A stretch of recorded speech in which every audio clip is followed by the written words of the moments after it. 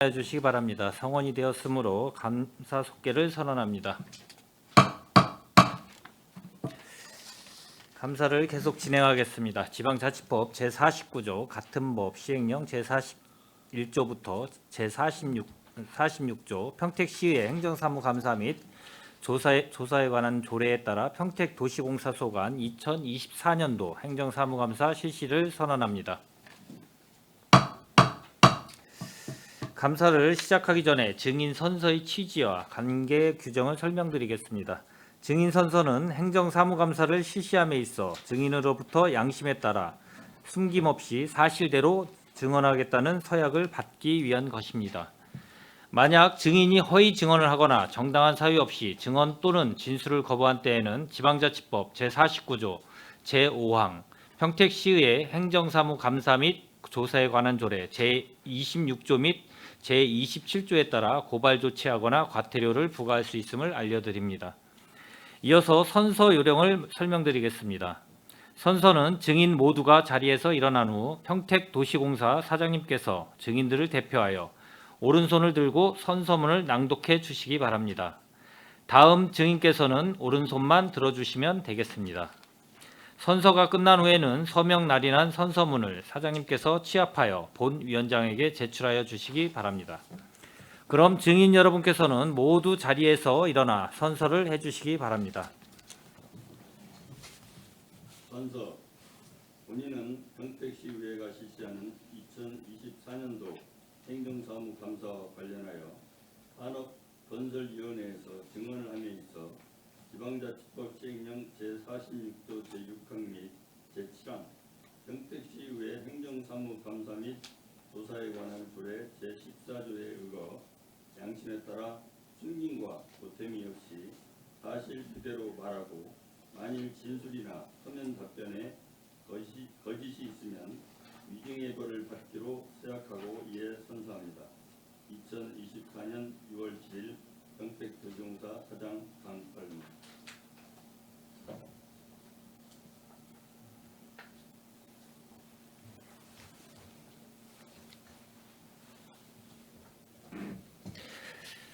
모두 자리에 앉아주시기 바랍니다.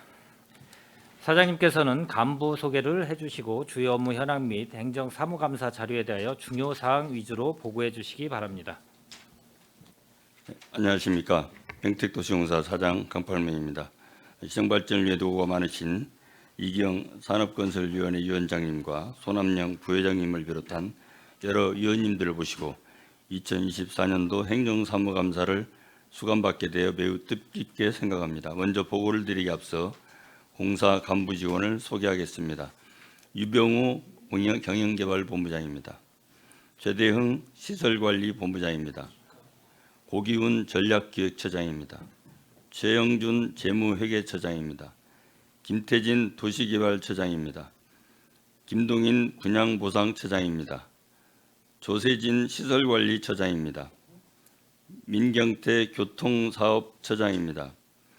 이영민 교통약자지원센터장입니다. 서준원 주택관리센터장입니다. 손성일. 그럼 보고를 시작하겠습니다. 배부해드린 책자 1쪽 일반 현황입니다. 평택도시공사는 평택도시공사 설립 및 운영 조례에 따라 2008년 설립되었으며 평택시민의 복지 향상 및 지역사회 발전에 이바지하기 위해 전 임직원이 노력하고 있습니다. 공사 미션인 누구나 살고 싶은 첨단 미래도시 평택건설을 목표로 새로운 평택을 디자인하는 리딩 공기업으로 도약하기 위해 항상 최선을 다하겠습니다. 이쪽 직제 현황입니다. 평택도시공사는 사장 이사의 감사 및 이본부 일실 8처 2센터 1단으로 운영하고 있으며 금년 4월 말 기준 정원 191명, 현원 187명이 근무하고 있습니다. 다음 3쪽부터 6쪽까지의 업무 분장 내용은 위원님들께서 양해해 주신다면 자료로 가름하고 주요 사업 추진 현황에 대하여 보고드리겠습니다. 7쪽 개발사업 중 브레인시티 일반산업단지 조성 사업입니다. 브레인시티 일반산업단지 조성 사업은 1단계 44만 평은 저희 공사가, 2단계 102만 평은 우리 공사가 32% 출자한 브레인시티 PFV에서 담당하고 있습니다. 부지조성공사 통합 공정률은 금년 4월 기준 1단계 73.87%, 2단계 55.49%이며 용수 공급시설, 공공폐수 처리시설 등 기반시설 공사는 평택시와 한국환경공단에서 정상 추진 중으로 금년 내 준공될 예정입니다.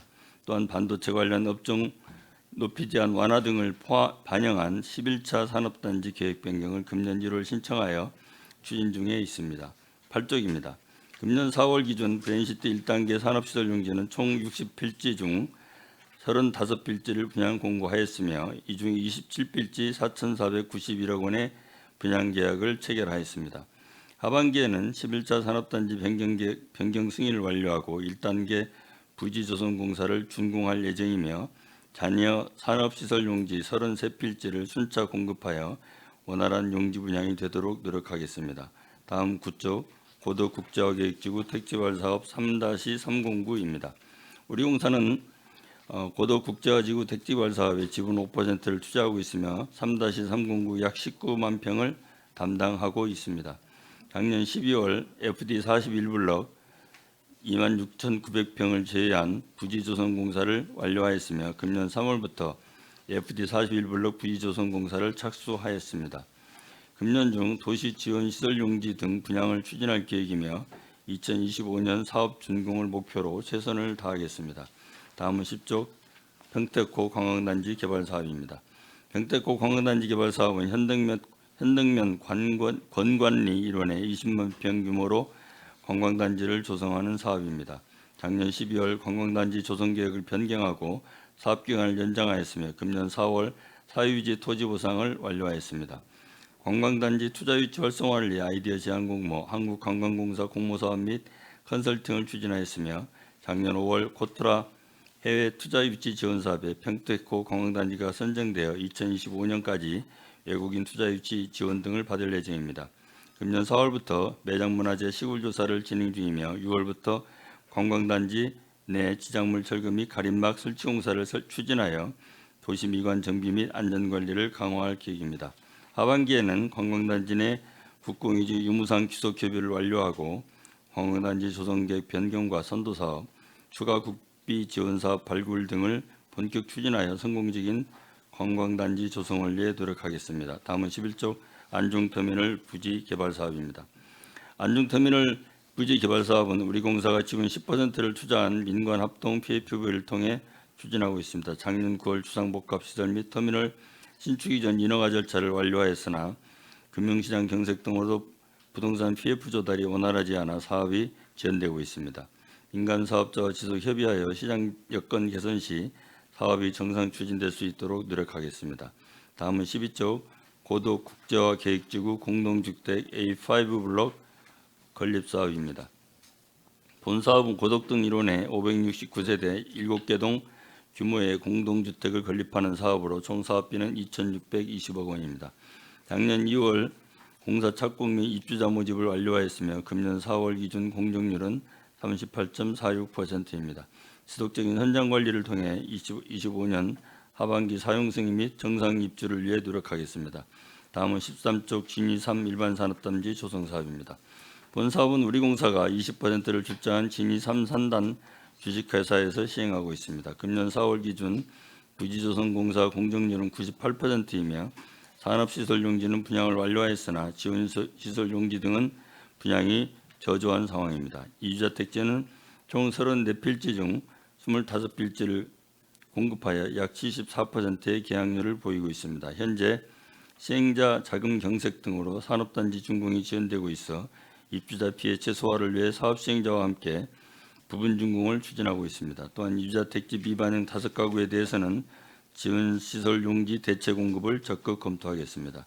다음은 14쪽 신규 사업 중 경기 경제자유구역 현덕지구 개발 사업입니다. 본 사업은 2022년 10월 경기 경제자유구역청의 우선 협상 대상자 선정이 취소되고 22년 12월 민간사업자 본안 소송이 제기되어 관계기관과 지속 대응해 왔으며 금년 4월 본안 소송 일부는 취하된 상태입니다. 현재 사업 정상화를 위해 경자청, 평택시, GH공사 등 관계기관과 TF회의를 지속 추진 중이며 실수요자 유치 및 사업기간 단축 방안, 원가 인하 방안 등을 검토하여 신속히 개발 방안을 확정할 수 있도록 노력하겠습니다. 다음은 15조 고덕국제학교 건립 지원 사업입니다. 본 사업은 LH가 공동주택 용지대 필지를 공급하고 우리 공사가 이를 개발하여 발생하는 개발 이익을 국제학교 건립에 지원하는 사업입니다. 평택시 주관으로 국제학교 우선 협상 대상자 선정 절차가 진행 중이며 우리 공사는 작년 9월부터 주택사업 기본계획 수립 및 타당성 검토 영역을 추진 중에 있으며 금년 5월 공동주택용지 두 필지에 대한 공공 분양주택 건립사업 타당성 검토 영역을 착수하였습니다. 하반기에는 시의회 승인 등 사업 관련 행정 절차를 추진하겠으며 국제학교 건립 재원 확보 방안 및 추진 일정 등을 관계기관과 지속 협의하겠습니다. 다음은 16조 평택 자동차 클러스터 조성 사업입니다. 본 사업은 평택시 포승읍 일원에 44만 평 규모의 자동차 클러스터를 조성하는 사업으로 민관 합동 개발 방식을 검토하고 있습니다. 22년 3월 평택시 주관으로 우선 협상 대상자를 선정하였으나 작년 10월 관련 법령 개정으로 우선 협상 대상자 지위가 해제됨에 따라 평택시 요청으로 금년 2월부터 도시공사에서 기본계획 수립 및 출자 타당성 검토 영역을 추진 중에 있습니다. 하반기에는 출자 타당성 검토를 완료하고 시의회 의결 등 행정 절차를 추진할 수 있도록 지속 노력하겠습니다. 다음은 17조 수소에너지 사업입니다. 본 사업은 2022년 준공된 평택 수소 생산기지와 연계하여 수소도시 지원센터, 개질기 국산화 사업 등 수소에너지 사업을 확장하는 내용입니다. 작년 하반기까지 유관기관과 개질기 국산화 사업 및 이산화탄소 포집사업 관련 업무 협약을 체결하였으며 금년 3월에는 수소 개질기 국산화 시설 토목공사를 착수하였습니다. 2025년 이산화탄소 포집장치 준공 및 수소 개질기 국산화 시설 준공을 목표로 노력하겠습니다. 다음은 18조 대행사업 중 도시재생 뉴딜 사업입니다. 도시재생 뉴딜 사업은 안정, 신평, 신장지구 등 7개 지구 총 21개 사업의 설계 및 시공을 대행하고 있습니다. 19쪽입니다. 현재 신평지구 다가치 커뮤니티 센터 조성사업 등 8개 사업의 설계를 착수하였으며 신장지구 테마가로 조성사업 등 5개 사업의 공사를 착공하였습니다. 또한 안정지구 달보드레 센터 조성사업 등 8개 사업의 공사를 준공하였습니다. 20쪽입니다. 금년 하반기까지 신장지구 글로벌 커뮤니티 센터 조성사업 등 6개 사업의 공사를 착공할 예정이며 안정지구 디자인거리 조성사업 등 5개 사업의 공사를 준공할 계획입니다. 다음은 21쪽 공영주차장 관리 운영입니다. 평택시로부터 수탁받아 운영 중인 공영주차장은 총 53개소 3,880면이며 금년 4월 기준 약 122만 대의 차량이 공영주차장을 이용하였으며 수익금은 약 14억 원입니다. 고객 편의 증진을 위해 주차요금 자동 결제 및 무정차 출차 시스템 구축 등 다양한 시책을 추진하고 있으며 금년 3월 민간 교통 플랫폼과 연계한 자동 결제 서비스를 개시하는 등 운영 방식 개선을 위해 지속 노력하고 있습니다. 하반기에는 IT 기술 고도화를 통한 무중단 무정차, 무인 안내의 산무 공영 주차장 구축을 완료하고 안전하고 편리한 주차 서비스를 제공할 수 있도록 최선을 다하겠습니다. 다음은 22쪽 교통약자 이동지원센터 관리 운영입니다. 교통약자 이동지원센터는 현재 이동지원차량 51대 및 바우처 택시 50대를 운영하고 있으며 운전원, 상담원 등 총 88명이 근무하고 있습니다. 금년 4월 기준 운행 실적은 36,747건으로 전년 동기 대비 64% 증가했으며 현재 50대의 바우처 택시 운행을 통해 비휠체어 교통약자의 이동을 지원하는 등 운영 효율성 제고를 위해 노력하고 있습니다. 하반기에는 경기도 광역이동 서비스 단계별 시행에 따른 운영 준비를 철저히 하여 이용에 불편함이 없도록 하겠으며 이동 지원 차량 증차 등 교통약자 이동권 보장을 위해 지속 노력하겠습니다. 다음은 23쪽 교통정보센터 관리 운영입니다. 교통정보센터는 6명의 인원이 평택시 687개 교차로의 신호관지 및 교통정보 수집장치 등 221개 시설물을 관리하고 있습니다. 작년 한 해 관내 170개 교차로 신호체계 개선 및 일본 국도 신호 연동체계 개선을 추진하였으며 하반기에도 평택경찰서 등 유관기관과 협조하여 평택시 교통상황 개선을 위한 교통정책 효과 분석 및 기술 지원을 위해 노력하겠습니다. 다음은 24쪽 어린이 교통공원 관리 운영입니다. 어린이 교통공원은 안중 레포츠 공원 내 위치하고 있으며 이쪽 강사 포함 11명이 근무하고 있습니다. 금년 4월 기준 총 3,637명이 교통공원을 이용하였으며 노후 시설물 개선을 위한 우수기관 벤치마킹 등 이용자 확대를 위해 노력하겠습니다. 다음은 25쪽 진이천 유원지 관리 운영입니다. 진이천 유원지는 21년 7월부터 공사에서 수탁 운영하고 있으며 오토 캠핑장, 물놀이장, 수변센터, 쉼터 등을 운영하고 있습니다. 금년 4월 기준 캠핑장 5,755팀, 네이바이크 6,369명이 유원시설을 이용하였으며 수익금은 약 1억 8천만 원입니다. 하반기에는 시와 협조하여 여름철 이동식 물놀이장 설치 및 운영 관리에 최선을 다하겠으며 다양한 고객 참여 프로그램을 통해 보다 많은 방문객이 진이천 유원지를 찾을 수 있도록 지속 노력하겠습니다. 26쪽 시립추모공원 관리 운영입니다. 시립추모공원은 현재 공원 규모가 약 1만 3천여 개로 금년 4월 기준 개인단 94%, 부부단 98%의 안치율을 보이고 있습니다. 부부단 증설 등 만장에 대비하고 있으며 금년 말 제2추모관이 준공되면 원활한 운영이 가능할 것으로 판단됩니다. 금년 4월 기준 봉안 실적은 519기이며 정기적인 시설물 점검 및 유지 보수를 통해 고객 편의를 제고하고 제2추모관 운영 대비를 철저히 하여 보다 나은 서비스를 제공할 수 있도록 노력하겠습니다. 다음 27쪽 내리캠핑장 관리 운영입니다. 내리캠핑장은 팽성읍 내리문화공원 내 위치하고 있으며 총 6명이 근무하고 있습니다. 금년 4월 기준 이용자는 1,143팀이며 고객 만족도 제고를 위해 각종 체험 행사와 이벤트를 추진하고 있습니다. 지속적인 시설물 유지 보수 및 개선을 통해 더 많은 시민이 캠핑장을 방문할 수 있도록 노력하겠습니다. 28쪽 도로 제비산먼지 흡입 차량 관리 운영입니다. 도로 제비산먼지 흡입 차량은 도로 제비산먼지 흡입 차량 7대를 8명의 인원이 운영하고 있습니다. 금년 4월 기준 총 주행 거리는 약 2만 5천 km이며 총 13톤의 빈진을 수거하는 등 평택시 대기질 개선을 위해 노력하고 있습니다. 다음 29쪽 자동차 등록판 발급 관리 운영입니다. 본 사업은 금년 3월 6일부터 평택시로부터 수탁받아 운영하고 있으며 운영 예산은 약 7억 원으로 7명의 일원이 번호판 제작 교부 및 탈부착 관련 업무를 수행하고 있습니다. 금년 4월 말까지 매출액은 약 1억 2천만 원으로 일평균 310만 원의 매출액을 기록하고 있습니다. 하반기에는 근로자 안전사고 예방을 위한 시설물 개선 및 환경 개선을 통해 보다 편리한 서비스를 제공하기 위해 노력하겠습니다. 다음은 30쪽 보유토지 관리 계획입니다. 우리 공사가 평택시로부터 출자받아 현재 보유 중인 토지는 전년 대비 3필지 감소한 404필지이며 면적은 58만 7천 제곱미터입니다. 농지 등 비사업용 토지는 346필지 약 553만 제곱킬로미터이며 평택고 공항단지, 현덕지구 등 사업용 토지는 58필지 5만 6천 제곱미터입니다. 31쪽입니다. 지역 주민을 대상으로 농지 등 총 220필지의 유상 임대 계약을 체결하고 평택시 등 공공무상임대를 지속 추진하겠으며 신장동 행복정원 조성을 위한 신규 무상임대 추진 등 미활용 토지의 공익목적 활용을 위해 지속 노력하겠습니다. 이상으로 평택도시공사 2024년도 주요사업 추진 실적과 계획에 대한 보고를 마침에 이어서 2024년 3월 2일에 발생한 안전 커뮤니티 광장 조성사업 지하 1층 천장 슬라브 및 보균열 및 처짐 사고에 대한 경위 및 정밀안전 진단 결과에 대해 보고드리겠습니다. 배부해드린 유인물을 봐주시기 바랍니다. 먼저 1쪽입니다. 먼저 해당 사업의 공사 개요입니다. 공사명은 안전 커뮤니티 광장 조성공사로 시공자는 인문건설 주식회사 동일투건, 설계자는 KG 엔지니어링 종합건축사 사무소, 감리자는 주식회사 정림 CM건축사무소와 주식회사 테크뱅크입니다.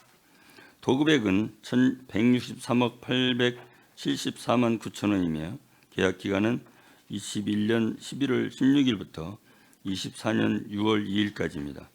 현재 해당 공사는 안전상의 이유로 24년 6월 28일까지 33일간 공사 중지 중에 있습니다.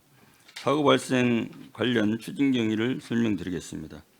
해당 건설 사고는 24년 3월 2일 발생하였으며 사고 수습을 위해 3월 25일 한국구조물진단유지관리공학회, 대한건축학회를 각각 선정하여 정밀안전 진단 과업에 착수하였으며 5월 30일 16시 정밀안전진단 최종 보고회를 시행하였습니다. 유인 인물 이쪽을 봐주시기 바랍니다. 다음으로 정밀안전진단 최종 보고회 결과에 대해 설명드리겠습니다. 최종 보고회는 한국구조물진단유지관리공학회와 대한건축학회의 주관으로 안전커뮤니티광장 조성공사 건설사업관리단 사무실에서 5월 30일 시행하였습니다.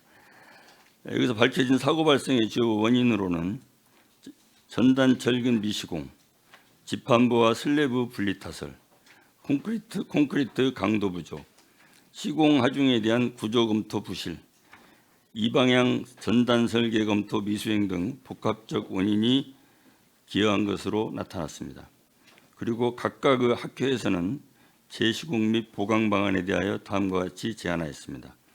지하 1층에 대하여는 한국구조물공학회에서는 파손부는 재시공, 분리타설부는 추가적인 재검토, 일체 타설부에 대해서는 강제 주두부 보강을 제안하였고, 대한건축학회에서는 기둥과 슬러브의 전면 재시공을 제안하였습니다.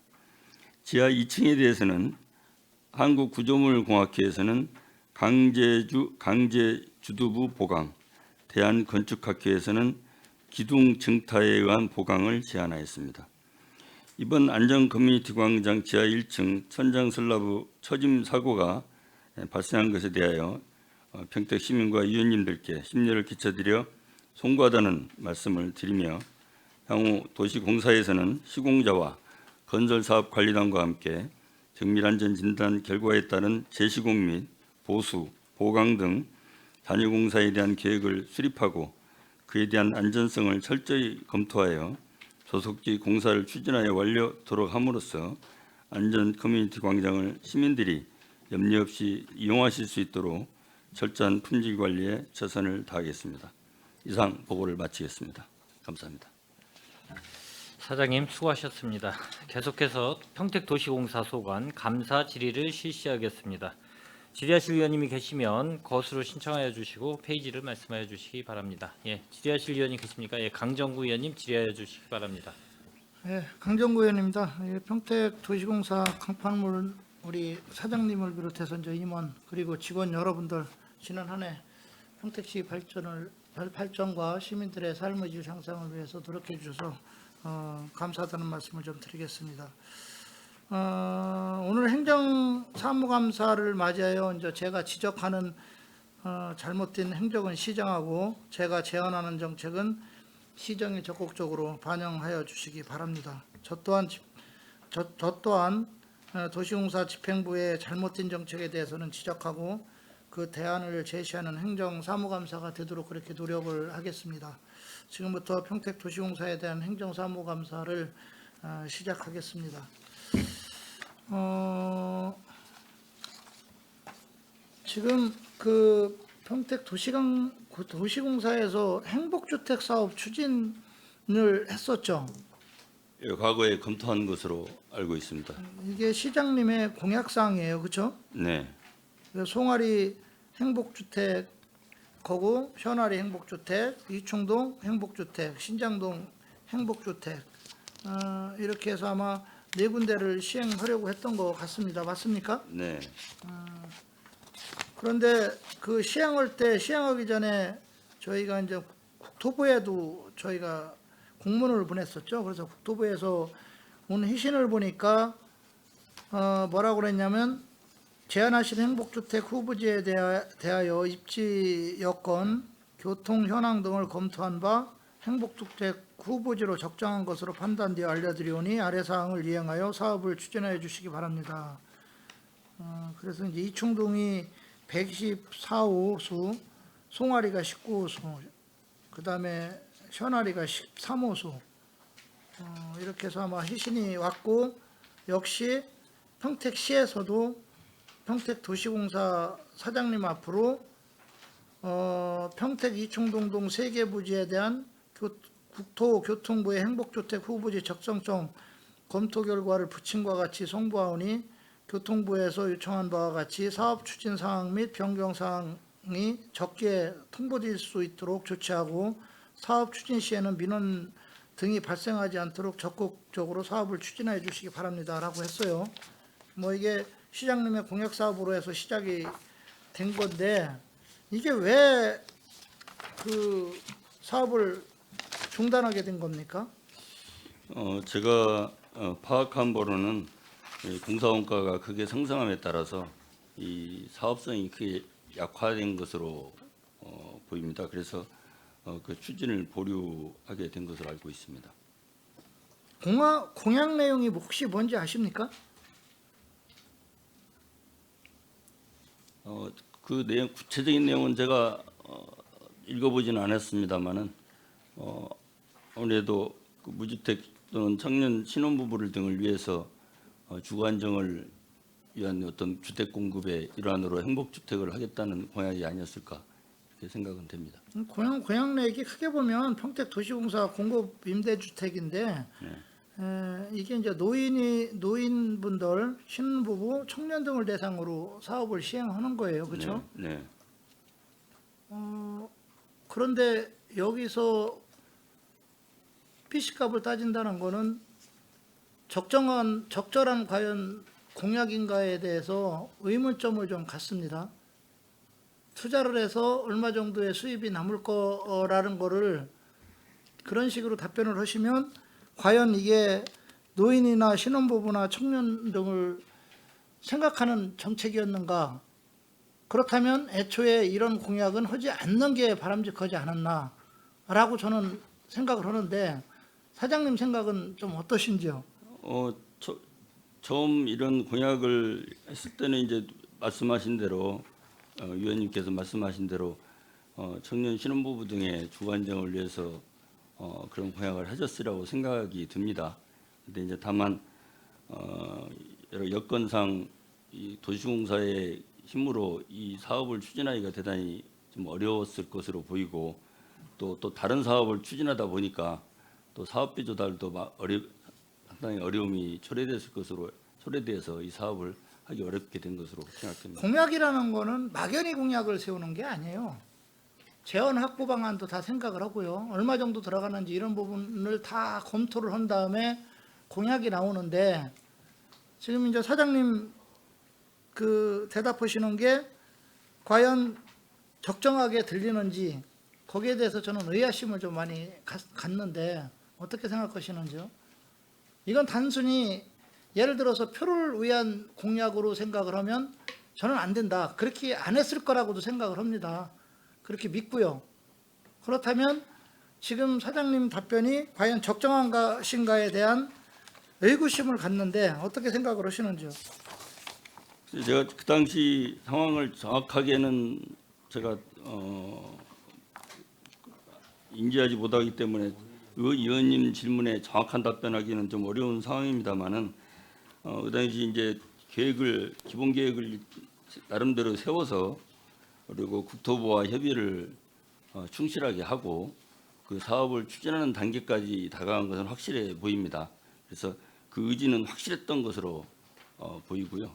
다만 이제 그 과정 속에서 아까 조금 전에 말씀드린 대로 도시공사의 그런 능력상 추진하기가 대단히 어려운 여건이어서 이 사업이 보류된 것으로 저는 그렇게 파악하고 있습니다.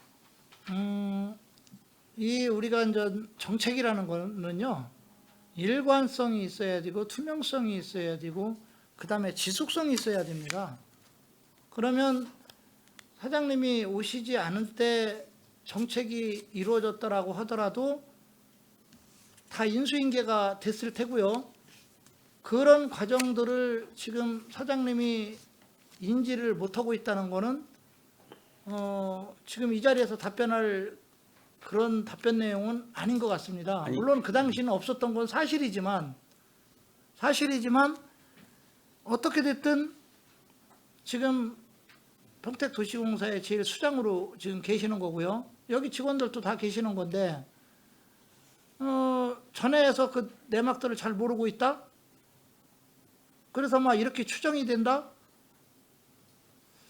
과연 이 대답이 옳은지 여기 담당하시는 혹시 처장님이 누구십니까? 의원님 제가 예, 말씀 좀 보강 해주시죠. 드리겠습니다. 그 당시에 사실 이제 저희가 그 임대주택 사업을 하려고 저희가 갖고 있는 필지들이 있으니까 일단 사전 타당성 검토도 했고요. 실제 이제 설계도 했었습니다. 그런데 그때 그 진행을 하다가 김재수 전임 사장이 계실 때 실제 이제 할 수 없는 상황이 돼서 시장님께 최종적으로 보고 드리고 접었기 때문에 지금 아마 사장님께서는 모르셨을 거고요. 아마 이번에 행복주택을 저희가 추진하고 있었던 사례를 다시 한번 말씀드려서 이번에 처음 아셨을 것 같고요. 그다음에 그 당시에 사업을 못했던 이유 중에 하나는 저희가 그 처음에 사업비 산정했을 때 타당성 검토를 하면서 사업비 산정했을 때보다 예를 들어 송화리만 하더라도 그 타당성 검토할 때만 해도 한 29억 정도였던 게 실제 설계로 저희가 따져보니까 44억이나 올라갔고요. 그런데 이 비용의 문제도 비용의 문제였지만 그러다 보면 이제 임대료 문제를 또 고민 안 할 수가 없거든요. 그리고 그 당시에는 이렇게 적은 세대수를 가지고 저희가 관리 사무실을 따로 둘 수도 없어가지고요. 이거를 관리할 수 있는 방안에 대해서 LH나 주변에 뭐 GH나 따로 임대주택을 하고 있는 데들에 대해 같이 부탁을 해서 이거를 관리를 맡기려고도 했었는데 그것도 현실적으로 규모가 너무 작아서 안 된다는 얘기를 들었고요. 그다음에 이게 그 건축 비용 자체가 올라가다 보니까 임대료가 상승이 되는데 그때 주변에 GH나 LH에서 공급한 임대주택에 미분양이 많이 남아있는 상태여서 일단 경쟁력도 너무 없었습니다. 그래서 저희가 종합적으로 검토해 볼 때 현 단계에서 사업을 무리하게 추진하는 것은 비용은 비용대로 들어가는데 그에 따른 미분양이나 또는 임대료 상승 등의 실제 들어온다고 해도 임대료 상승 등의 문제들이 발생되니까 최종적으로 이게 하는 게 타당치 않다고 판단해서 그때 스톱을 했습니다. 일단 노인분들이나 신혼부부들 그다음에 청년들에 대한 정책 일부는 또 희망을 안고 있었을 테고요. 여러 사정에 의해서 뭐 불가피하게 못하는 상황이 온다면 뭐 어쩔 수 없었겠지만 그렇다면 이 공약은 졸속 공약이었다. 저는 한마디로 그렇게 말씀드리고 싶습니다. 다음 질의를 좀 드리겠습니다. 그 브레인시티 레미콘 회사 철거 지연에 따른 그 뭐 여러 가지 그동안 논란들이 많이 있고 그랬었는데 지금 진행이 어떻게 돼가고 있는 겁니까? 저희가 레미콘 공장에 대한 서일 레미콘 공장에 대한 강제 집행을 추진을 했고요. 다만 최종 마지막 과정 속에서 그분들이 좀 뭐랄까 그 강제 집행을 저지하는 그런 행동이 함께 있어서 자칫 큰 충돌로 비화될 수도 있는 상황이 도래됐었습니다. 그래서 법원에서는 그런 상황이 초래되지 않으면서 이 사태를 잘 해결할 수 있는 방안을 좀 고심을 많이 했고 그 과정 속에서 선일과 저희 도시공사가 적정선에서 그런 충돌은 이루어지지 않으면서 실제적으로는 강제 집행의 효과 그러니까 자진 철거는 이루어지는 그런 방안을 논의를 했습니다. 그래서 서로 그쪽에서 선일 레미콘 쪽에서 각설할까 그런 서약설할까 이런 부분을 저희에게 6월 18일 0시까지는 자진 철수랄까 그리고 저희가 단전 단수하는 데 대해서 협조하기로 하고 만일 그렇지 않을 그런 행동에 대한 그런 협조가 이루어지지 않을 것에 대비해서 약 3억 원의 이행 보증금 부분을 저희한테 입금을 시켰습니다. 그래서 지금 저희로서는 5월 18일경쯤이면은 해결이 될 수 있지 않을까 하는 기대를 갖고 있습니다. 행정심판은 어떻게 돼가고 있는 겁니까? 행정심판은 저희 소관이 아니어가지고 전 그 부분은 잘 확실히 모르겠습니다. 이게 지금 6월 17일 날 두 번째 심의가 이루어지는데요. 그 결과에 대해서는 저는 평택에 있는 기업이고요.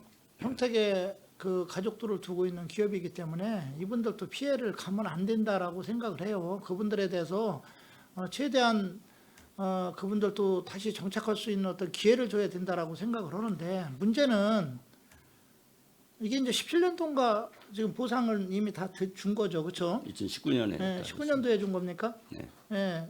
줬고 그 당시 그 토지 이전에 관련된 공문도 보내줬어요. 이번에 그 저기 브랜시티 거기에 그쪽 안에 이제 우리가 그 개발 계획을 세우기 전에 들어갈 계획이 있냐라고 했는데도 분명히 공문상에 보면 네, 맞습니다. 본인들은 안 들어가겠다 얘기한 네. 거고요. 그 당시 만약에 들어간다고 했으면 또 브랜시티 답을 하지 내부에 않았습니다. 개발 계획이 조금은 의향이 있느냐고 물어봤는데 그렇죠. 답을 하지 않았습니다. 답을 안 했죠. 네. 답을 안 했고 만약에 온다고 했으면 지금 뭐 첨단 산업들이 거기가 주로 많이 들어와 있지만 그 개발 계획도 약간은 좀 바뀌었을 소지도 분명히 있을 수 있고요. 네. 예? 그럼 여러 가지 정황상 보면 어떻게 됐든 이거는 기한이 너무 길게 끌고 왔다. 그래서 서로가 지금 피해를 보는 상황이 지금 오고 있고요. 지금 그 브랜시티 내에 있는 그 레미콘 공장이 어떻게 됐든 이전을 안 함으로 인해서 지금 리스크를 많이 안고 있잖아요. 그렇죠? 그렇습니다. 그 리스크가 크게 보면 뭐가 있습니까? 가장 큰 리스크는 이제 토목 공정을 지금 좀 하는 부분에 있어서 좀 장애를 받고 있고요. 이제 두 번째는 이제 그 토지가 포함되어 있는 필지에 대해서 저희가 분양을 하지 못하고 있는 부분이 큰 리스크라고 말씀드릴 수 있습니다. 그렇죠. 그래서 이제 뭐 여러 가지가 있는데 그 중에서도 뭐 단지조성공사의 정상적인 공정 추진이 어려우며 시공사 간접비 증가 요인으로 작동되는 경우도 있어요. 네. 제가 그 자료를 도시공사에서 받아본 바로는 월 한 1억 원 정도의 간접비가 지금 증가 요인으로 작용한다는 답변서를 받았습니다. 제가 이게 뭐 그건 구체적인 액수는 내가 모르겠지만 일단 받은 자료에 의하면 매월 1억 이상은 우리가 혈세가 낭비되는 상황이 지금 오고 있는 거고요. 그다음에 해당 행위에 토지 공급도 못 하고 있죠. 한 필지. 그다음에 이제 준공기한 내 조성공사 미완료 시 토지 공급 시기 지연으로 사업 리스크 증가, 금융 비용이라든가 뭐 이런 것들이 당연히 올라갈 테고요. 입주기업 민원 등 뭐 여러 가지가 발생할 거고, 그다음에 철거 지연으로 지작물 처리, 한전조라든가 통신선로 등 지연되고 공사 지연 요소로 영향을 미치고 있음이라고 지금 제가 자료를 받았어요. 맞는 말이죠, 다. 예, 맞습니다. 그렇죠? 예. 그러면 이게 빨리 어떻게 됐든 해결을 해야 약간의 고통은 있더라도 우리 혈세도 낭비가 안 되고 이런 사업 리스크도 줄어드는데 너무 시간이 지금 끌고 있다. 지난번 시의회에서도 의원님께서 그 부분에 대해서 강력히 지적을 해주셨고 저는 대단히 의원님 지적에 공감하는 바입니다. 그래서 나름대로 강제 집행을 위한 노력을 했다는 말씀을 드리고요. 다만 충돌을 최소화하기 위해서 그 어떤 타협 안에 저희가 협의를 했고, 그리고 이번에는 아마 이번에 그 이행장 강제금까지 저희한테 입금을 했기 때문에 그 약속은 어느 정도 믿을 만하지 않은가 그런 생각을 갖고 있습니다. 레미콘 공장을 뭐 제가 뭐 쫓겨나라 그 사람들을 뭐 피해보게 하라 이런 의미가 아니에요. 언젠가는 나가야 될 건데 이걸 빨리 조속히 시간을 좀 최대한 땡기고 그분들한테도 예를 들어서 뭐 또 다른 방안이 있다면 찾아서 또 나갈 수 있는 게 있으면 도와줄 게 있으면 도와주고 그러면서 서로가 상생하면서 나가야 되는데 기한이 너무 지금 끌고 있다는 거죠. 네, 맞습니다.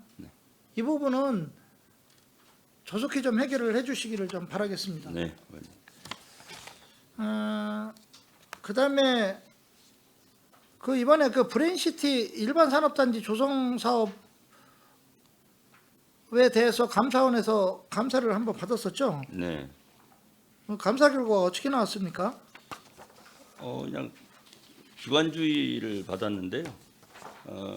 전 사업자로부터 인수하는 과정에서 이 인수비를 지급하게 됐는데 그 인수 계약에 이제 저희도 함께 평택도시공사도 포함이 됐고 그다음에 이제 인수 비용에 대해서 결국 이제 약속하는 꼴이 되지 않았느냐.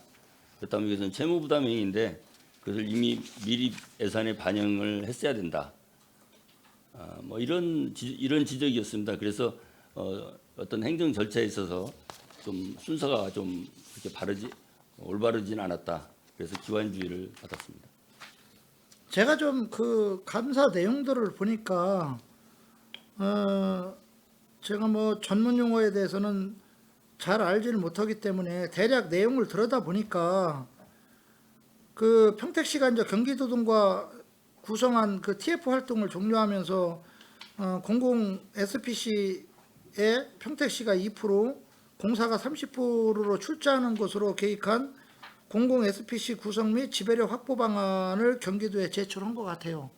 그래서 그거를 승인을 받았는데 문제는 그 후에 평택시가 이 출자 절차를 그 제출한 대로 우리가 이제 하질 않고 공사에서 32%를 출자를 하고 평택시는 아예 출자를 안 했어요. 이거를. 그렇죠? 이거를 나중에 경기도가 늦게 알은 거고요.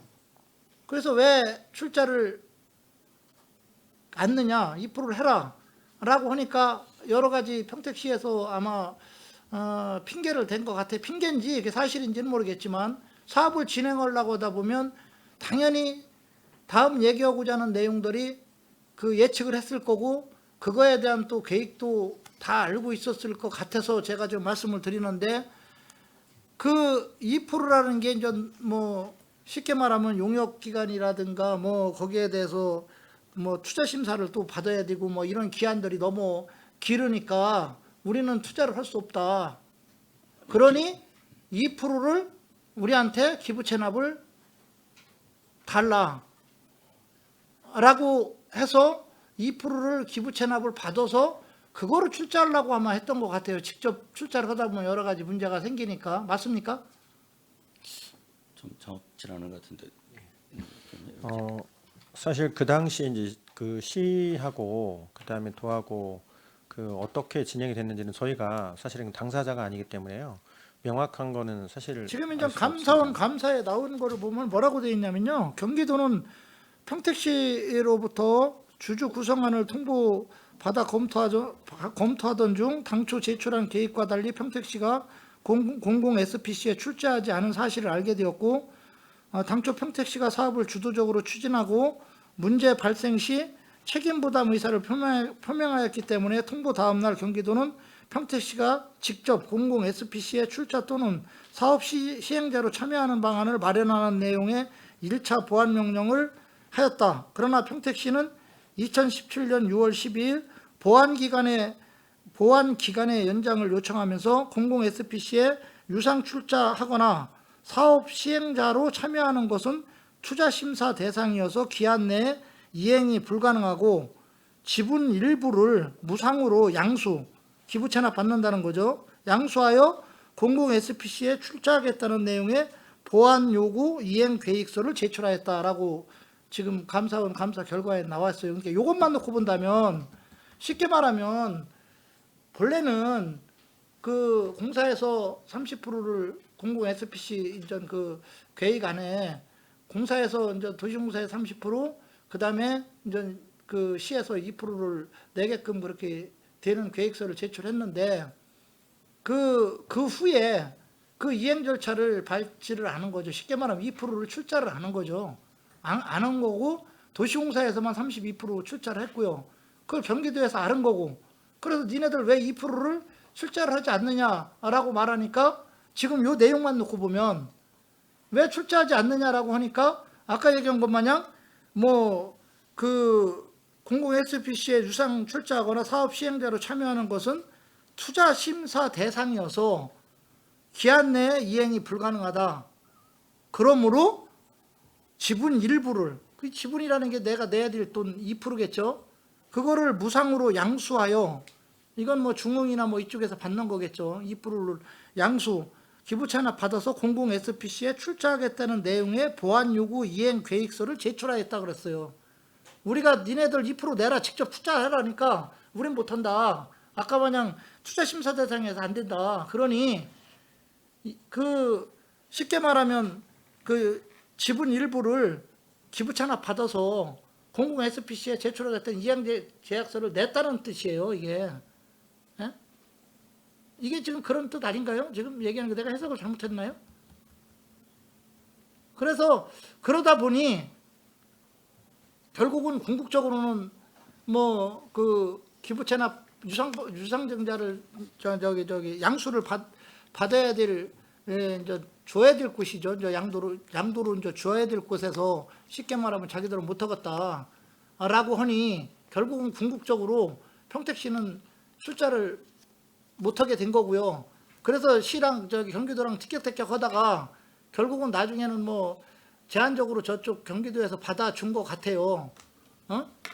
경기도에서 받아준 건데 경기도에서는 그래도 2%에 대한 거는 뭐 내야 된다는 건 지속적으로 얘기를 했던 것 같고요.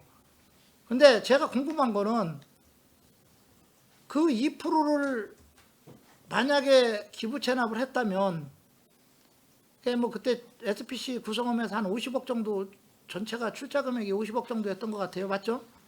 2% 정도면 뭐 한 1억 정도를 그 했을 테고요. 그 저기 출자했을 테고요. 근데 지금 뭐 보시다시피 그 브레인시티에서 수익이 좀 상당히 많이 나온 것으로 지금 추정이 되잖아요. 좋은 것 같은데 그렇잖아요. 그러면 그 2%에 대한 또 배당을 받을 걸 감안하면 결국은 시측에서 보면 결론적으로 얘기하면 그 당시는 어려웠지만 결론적으로 얘기하면 또 일부의 수익이 많이 생길 수 있는 부분을 시에서 기회를 놓치지 않았나라는 생각이 들어요. 거기에 대해서 어떻게 생각하시는지요? 네, 그 부분에 대해서는 이제 시에서 도하고 이렇게 서로 협의한 내용이고 해서 뭐 의원님 아마 그런 경위에 대해서 저희들이 알고 있지 못하기 때문에 저희들이 말씀드릴 그래서 사항은 제가 아닌 것 같습니다. 왜 2%를 투자를 안 했느냐 거기에 대한 이유 그러고 이제 우리 공사가 32%로 전환하게 된 이유하고 그 다음에 나중에 그러면 2%를 지원했을 때 얼마 정도의 수익이 과연 우리가 이제 배당을 받게 되는가라는 부분에 대해서 자료 요청을 했더니 전혀 뭐 이상한 논리로 제가 이 자리에서는 얘기 안 하겠습니다. 그러나 분명한 거는 이 과정에서 시도 주의 조치를 받았고 도시공사도 주의 조치를 받은 건 사실이죠. 이 관련은 아니고요. 예. 다시 한번 말씀드리지만 저희가 이걸 사업을 인수하는 과정에서 인수 비용을 지할 거 아닙니까? 예. 예, 거기에 이제 계약을 체결을 하게 되는데 예를 들어서 그 일정 금액의 지분만큼 저희가 부담을 해야 되는데 그 부분을 예산에 반영하지 않고 부담 행위를 먼저 했다. 이게 순서가 틀렸다. 이에 대해서 기관 조율을 알겠습니다. 하던 겁니다. 사실은 뭐 이 부분은 평택시가 준대 저희 뭐 행정감사 대상도 아니고요. 뭐 증인 신청을 해서 천상 대답을 받아낼 수밖에 없었던 부분인데 또 뭐 그쪽에서 자료도 안 내고 그래서 제가 지금 말한 것도 정확하게 맞는지는 모르겠습니다만 다만 감사원 감사에서 거기 홈페이지에도 띄웠고요. 그 나온 결과 내용들을 읽다 보면 아까 제가 말한 그런 내용으로 제가 이해가 돼요. 이해가 되는 부분이라 여기서 뭐 도시공사에서 지금 답변할 사항은 아닌 것 같습니다만 어떻게 됐든 그거를 어려운 점이 있었지만 출자를 했으면 어땠을까라는 한번 생각도 한번 해본다는 거죠. 그만큼 또 수익 배당이 나오기 때문에 그래서 한번 제가 질의를 좀 드렸고요. 그 다음에 좀 PPT를 좀 한번 띄워줘 봐요. 제가 좀 넣겠습니다.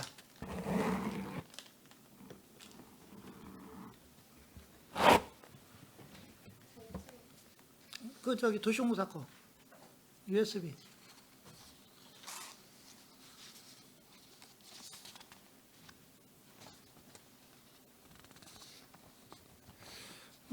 제가 회계감사 자료를 좀 이렇게 받아봤더니 회계감사 계약 계약에 관련된 우리가 이제 공공기관 회계감사 및 결산감사에 대한 규칙을 보니까 회계감사 계약에는 뭐라고 내용이 되어 있냐면 나항에 지방공기업은 감사인의 업무 수행 기간은 감사인의 귀책 등 특별한 사유가 없는 한 연속하는 세계 회계연도로 하되 감사 계약은 1년 단위로 매 회계연도마다 체결해야 하며 동일한 감사인에게 연속적으로 6개 회계연도를 초과하여 감사 업무를 수행할 수 없음이라고 했어요.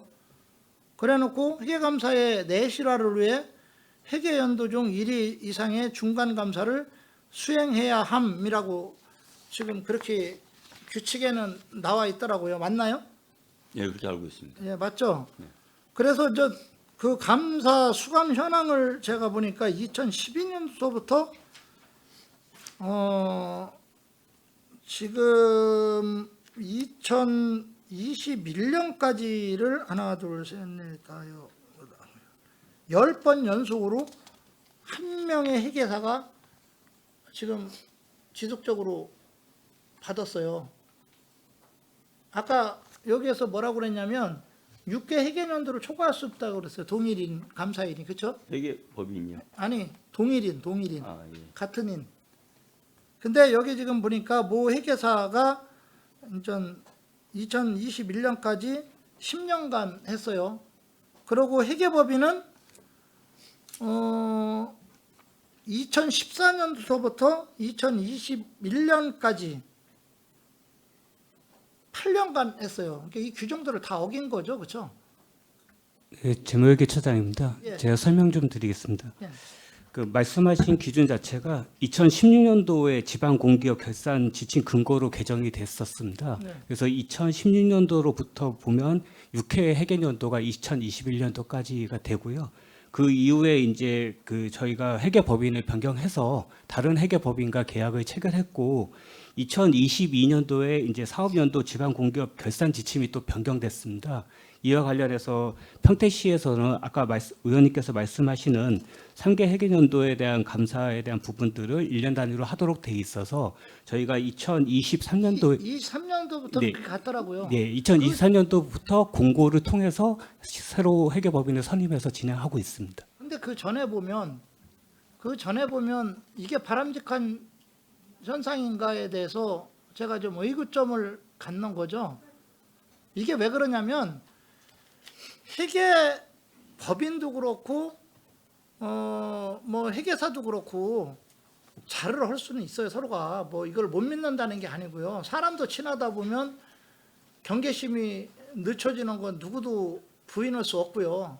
또 친하다 보면 처음에는 존댓말 하다가도 예를 들어서 점점점 가면서 말이 좀 부드럽게 또 이렇게 대화하는 경우가 있듯이 예를 들어서 한 곳에서 계속 이렇게 하다 보면 그럴 거라고는 생각은 않지만 그런 것 때문에 이런 회계 규칙이 나오는 것 같아요.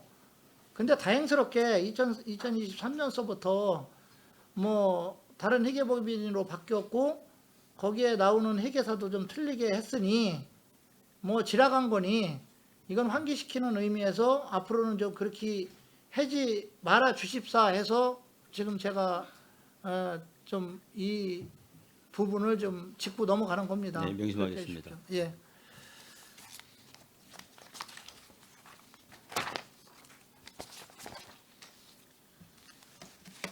그 다음에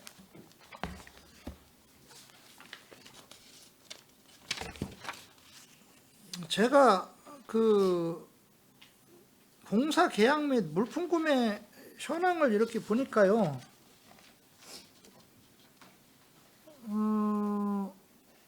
평택 도시공사 상하수도 관련 현황인데 모 건설 업체한테 뭐 거의 98.5%에 해당되는 금액을 줬어요. 하나, 둘, 셋, 넷, 다섯, 일곱, 여덟, 9개. 9개 중에서 이게 한쪽으로 이렇게 집중된 이유가 뭡니까? 어떤 내용인지 좀 자세하게 말씀을. 도시공사 상하수도 관련 공사. 공사 계약 말씀이신가요? 네, 공사 비용이 한 업체한테 계약 금액의 98.5%의 금액을 줬다는 거죠. 공사 비용을.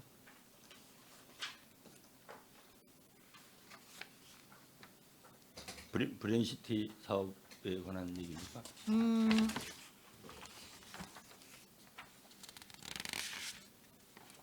지금 자료에는 제가 이제 공사 일정만 해서 보내라고 그랬는데요. 그냥 브레인시티겠죠, 거의. 예. 브레인시티 같아요. 그쪽으로. 그런데 무슨 건설이사 외에 두 개사한테 98.5%의 금액이 갔더라고요. 상당한 금액이. 이게 특별하게 이렇게 전체 공사 금액에 모 건설 공사 외에 이 개사라니까 막 세 개사가 같이 한 것 같아요. 근데 그게 금액 비율이 98.5%를 차지한다는 거는 무슨 이유가 있었을 텐데 이게 무슨 이유입니까? 이 브레인시티 같은 경우에는 저희가 그 부지조정보다 전부 다 통합 발주돼서 저희가 계약을 따로 한 거는 없거든요. 그래서 어떤 계약명을 알고 그럼 계시면 이따가 쉬는 시간에 요 자료를 예. 제가 받아본 자료를 가지고서 지금 얘기하는 거기 때문에 예, 이거 좀 따로, 보시고 예, 말씀- 설명을 좀 해주시기 네, 바라겠습니다.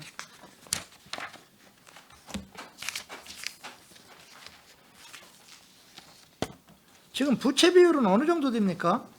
지난 연말 기준으로 해서 172%, 172%죠. 예, 그 전에하고 비슷하다고 말씀드릴 수 있습니다. 전년도는 172.35%인데 지금 현재는 172.18% 그렇죠? 네. 약간 줄어들었네요. 네. 근데 좀 문제가 이게 지금 금융 부채하고 비금융 부채가 거의 뭐 1조 정도가 있어요. 그렇죠? 네.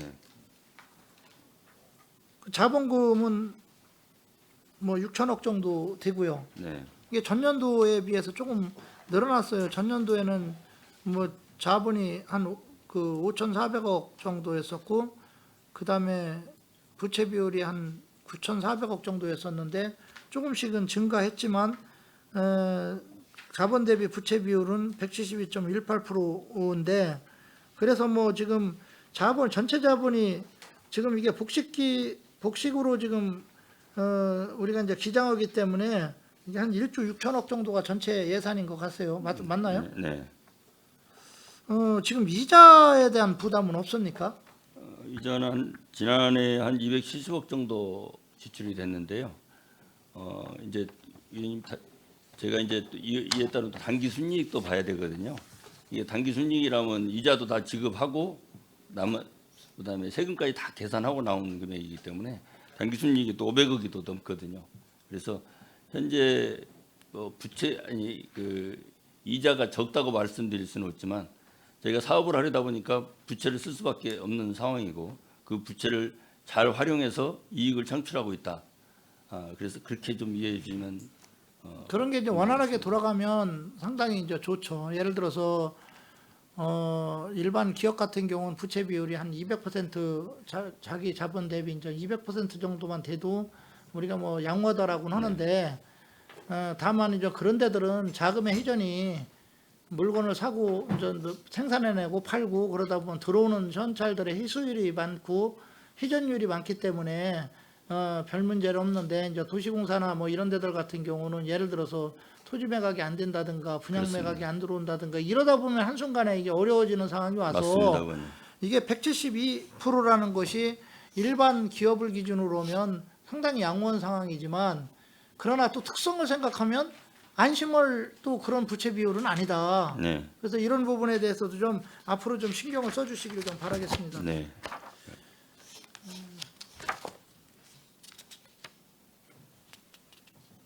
예비비는 지금 비율이 몇 퍼센트 정도 됩니까? 그러니까 전체 예산의 3.6% 정도가 예비비로 들어가 있습니다. 예비비 편성 비율이 3.6% 정도고요. 저희 또 지금 편성된 거 보니까 한 200억 정도니까 3.6% 정도 되는 것 같습니다. 일반 예를 들어서 시나 뭐 이런 데 같은 데는 뭐 1% 이상을 예비비를 이상을 못하게 지금 확보하게끔 회계법에 나와 있잖아요. 그렇죠? 의원님, 그러나 공기업은 예. 이 부분은요.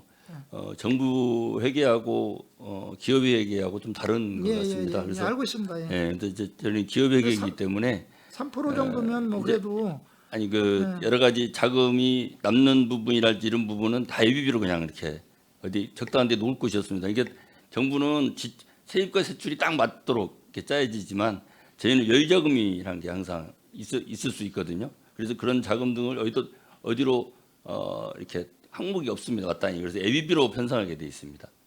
그 예비비는 진짜 의미의 예비비도 있지만 상당수는 약간 여유 자금이 함께 들어있다. 이렇게 이해해 주셨으면 되겠습니다.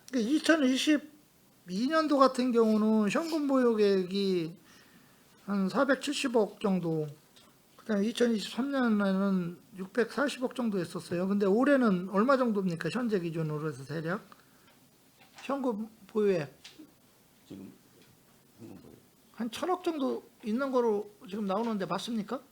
일단은 그 현금 보유액이 그 개발 사업과 시설 관리에 대한 그 물론 부연 이건 막 같이 예, 들어왔다 있습니다. 나갔다 하니까 그래서 그러는데 600억 정도는 있는데요. 얼마 정도요? 600억 정도인데 기말 현금 잔액은 항상 20억 정도 선에서 머물고 있습니다. 그 부분은 아까 의원님께서 말씀하셨던 이제 공사체에 대한 부분들이 금융 비용들이 좀 부담이 되기 때문에 거기에 대한 부분들을 상환하고 있기 때문에 현금 보유액은 20억이고요.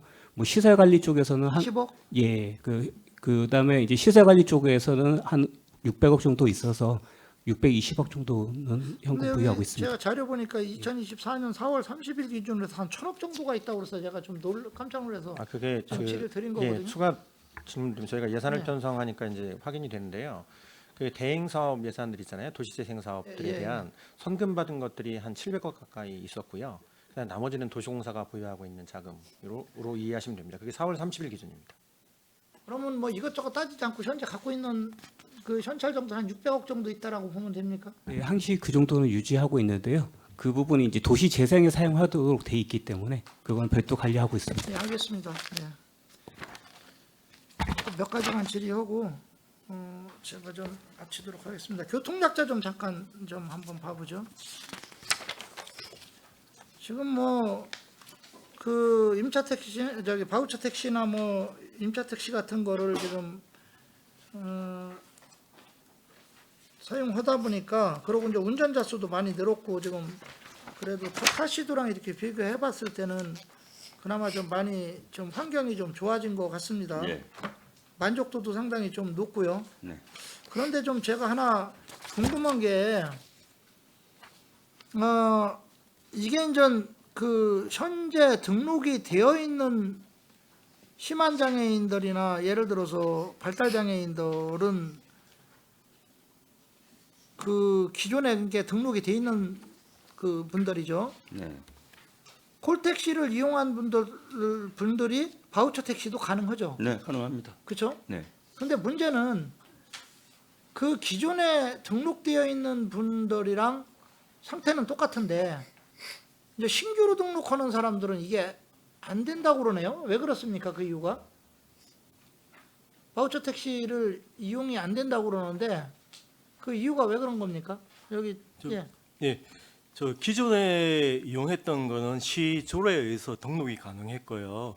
저희가 뭐 중증 장애인으로 이제 변경이 되면서 시조례 부분이 삭제됐던 부분입니다. 그래서 신규로 등록하는 건 지금 불가한 상태이고 요번에 시 대중교통과에서 평택시 교통약자 정진위원회를 통해서 결정받아서 저거 등록할 예정입니다. 근데 확실히 아니 왜냐면요. 예, 지금 이제 그러니까 예를 들어서 상태가 뭐 상태를 비교한다는 건 그렇지만 만약에 A등급이다 그러면 똑같이 A등급 정도 되는 분이 기존에 등록되어 있던 분들은 아까 마냥 뭐 저기 콜택시 이용하던 분들이 바우처 택시도 가능한데 만약에 등록을 내가 안 했어 상태는 그런데 그래서 신규를 등록하려고 그래. 그런데 그거는 안 된다라고 하는 게 이게 형평성에 맞지를 않는 것 같고요. 예, 그러면은 그분들이 어떤 특정 기준을 기점으로 해서 또 장애 등급을 그러면 그 등급을 받아오라고 또 한대요. 근데 그게 받기가 쉽지가 않다. 그러니까 이건 정책상에 뭐가 오류라는 것보다도 형평성에서 좀 맞지 않는 경우가 있다. 그래서 이런 경우는 좀 개선을 해야 되지 않나. 이분이 아마 네. 조례 개정에 따른 이 경과로 인해서 생기는 문제. 제가 듣기로는 조례가 아니고요. 지금 이거에 대한 그 운영 센터가 지금 경기도로 다 넘어갔다며요. 예, 맞습니다. 그러다 보니까 이게 경기도에서 일괄적인 그 지침으로 내려오다 보니까 이렇다고 하는데 그렇다면 이분들은 계속 피해를 볼 수밖에 없는 상황이고 예, 그러면 이 부분에 대해서는 경기도랑 좀 논의를 해서 이건 우리만의 문제는 아닐 것 같고요. 31개 시군이 다 그럴 것 같으니 이 부분 같은 경우는 개선할 수 있도록 그렇게 좀 집행부에서 노력을 해야 되지 않나 그런 생각이 들어서 제가 좀 질의를 드린 겁니다. 예, 시에서 알겠습니다. 가능한 거라면 뭐 저희가 조례라도 바꾸죠. 그런 문제가 있는 것 같으니까 그렇게 좀 해주시기를 좀 바라겠습니다. 네, 알겠습니다. 딱 하나만 더 질의하고 좀 마치도록 하겠습니다. 아까도 도시계획과 얘기했는데 두 가지만 질의하겠습니다. 지금 안종 현아지구 상업용지 개발 사업 지금 어떻게 돼가고 있습니까? 아까 그 제 업무 보고에서 말씀을 드렸지만 지금 금융 사정이 좋지 않아서 그 시행사가 자금을 조달하지 못하고 있는 상황입니다. 그래서